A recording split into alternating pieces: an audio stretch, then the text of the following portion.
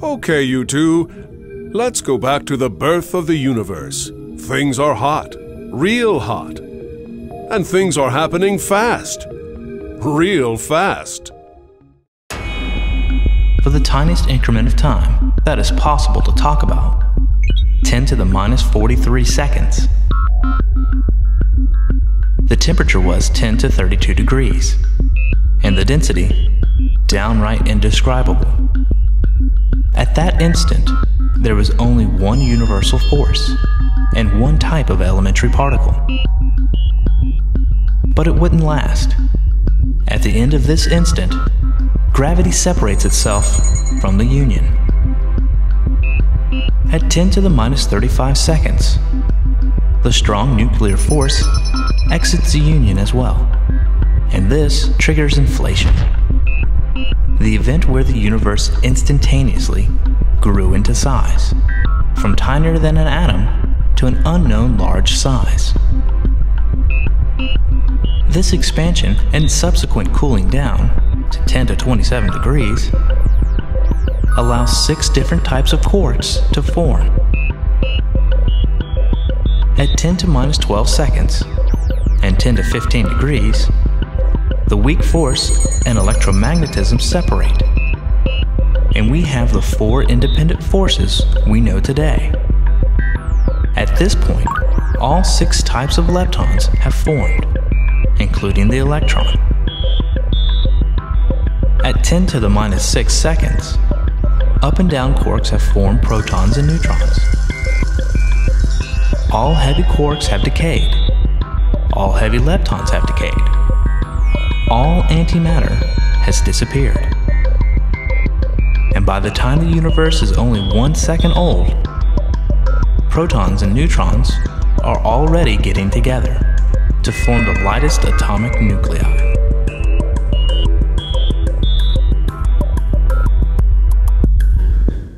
Wait! Can you slow down and try that again? Sure, Diana. Can you tell me the difference between force and matter? Well, sure. Matter is stuff that you can hold in your hand, or at least visualize holding in your hand. And a force is something that causes matter to move, change, or react, an action. Air is matter, even though you can't see it unless you're in Los Angeles. Pretty good. Now, consider a piece of matter and imagine taking it apart down to its basic constituents, the particles that make it up, down to the atoms, and further down to the protons, neutrons, and finally to the quarks and electrons. If our hands were small enough, we could hold them in our hands as well. So these particles pass your hold-it-in-your-hand matter test and are declared matter. But at this level of tiny, things get a little fuzzy. Watch this. As we take apart matter down to the smallest scales, we must pass through levels of structure that are only possible because of forces that hold these structures together. The proton and electron, for example, are attracted to each other, and that force of attraction is what holds them together in the atom. But what is it really that causes this attraction? How does the electron know the proton is there? And what draws it towards the proton? How does the electron know not to be attracted to the neutron? The answer is that the electron and the proton each fill the space around them with countless millions of other tiny particles that have only the most ephemeral existence.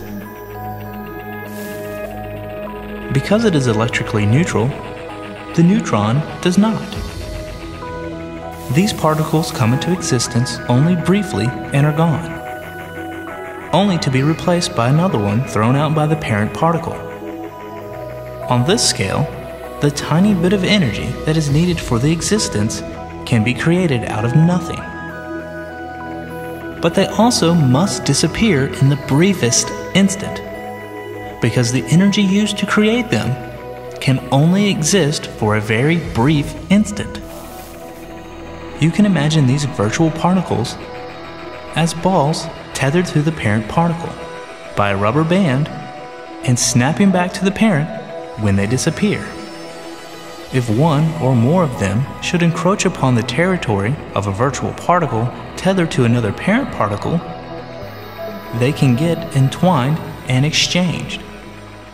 Such an exchange is felt by the parent particle as a force. These fields of virtual particles surrounding a parent particle are created in very specific patterns and fill the surrounding space in a well-defined way, and scientists cleverly call them fields. The virtual particles are called carriers or mediators of force. Scientists recognize 4 distinct kinds of force fields, and they all work through the mechanisms described above. You are readily familiar with 2 of these forces: gravity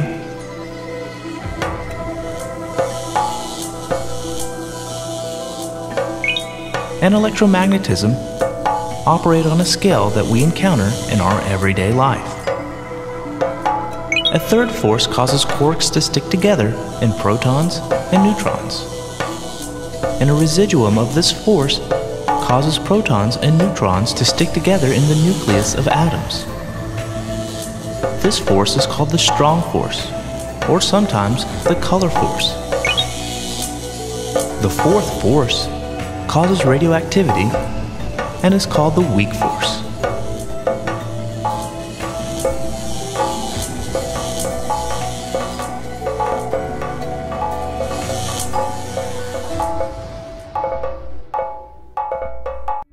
The virtual particles that make up these fields and get exchanged in each force are called gauge bosons.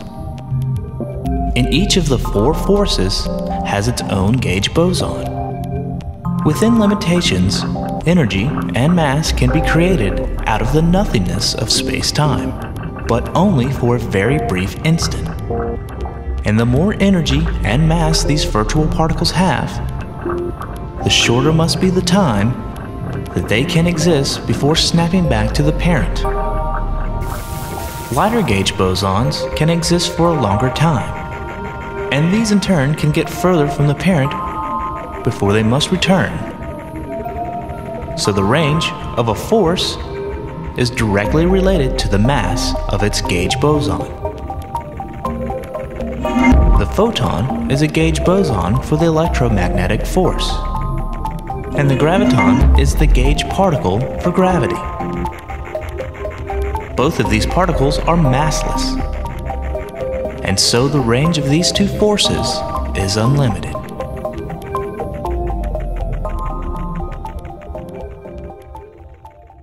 The strong force is much more complex. The charge property responsible for the force between quarks comes in 3 distinct states. Not just 2, like the positive and negative charge states in electromagnetism.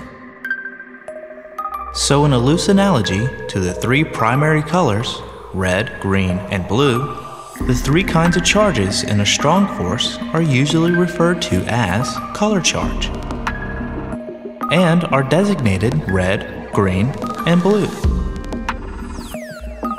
Since the theory of electric charge is dubbed quantum electrodynamics, or QED, the name for quark theory has become quantum chromodynamics, or QCD. It is interesting to note that all observed particles are white. Color is never visible. And since the proton and its baryon cousins each have 3 quarks, the color possessed by the 3 quarks must be 1 each of red, green, and blue, which sum to white. And mesons are always a quark and an antiquark pair, containing colors of red, anti-red, or blue, anti-blue, or green, anti-green. also combinations that equal white. The strong force, of course, must have its own gauge boson, and it turns out that there are 8 of them. 8 different gluons that carry the color force. And unlike the other force carriers, gluons have a color property themselves, and therefore interact with each other. Every time 2 quarks interact and exchange a gluon, they swap colors. Also, because gluons are attracted to each other, it is possible to have a gluon collection, which is referred to as, what else, a glue ball. The interactions that result from the weak force are incredibly short-ranging. They are effective over a distance even smaller than a proton's diameter. And this accurately implies that the weak force gauge particles, called the W and the Z, are immensely heavy. Over distances small enough and at really high energies, the 4 forces are indistinguishable because their respective force particles are also indistinguishable.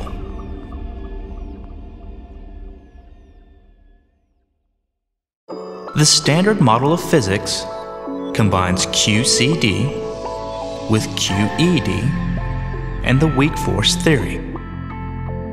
It states that there are 6 quarks and 6 leptons and 12 gauge bosons, as well as their antiparticles. But only the up and down quarks, the electron, and the lightest neutrino are populous today. In the Standard Model, the entire system of matter and forces, except gravity, is encapsulated in a few simple equations and is organized around one core principle, known as local gauge symmetry. Amazing.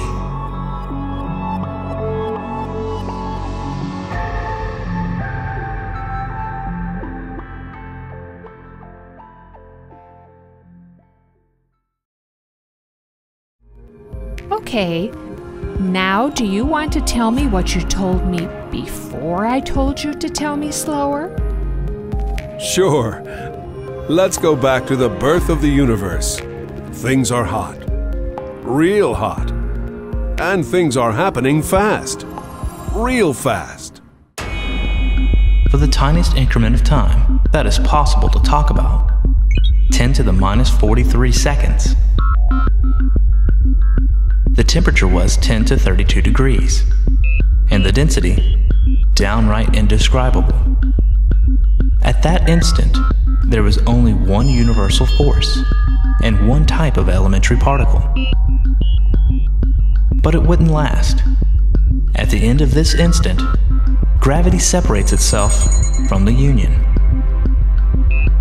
At 10 to the minus 35 seconds, the strong nuclear force exits the union as well, and this triggers inflation, the event where the universe instantaneously grew into size, from tinier than an atom to an unknown large size.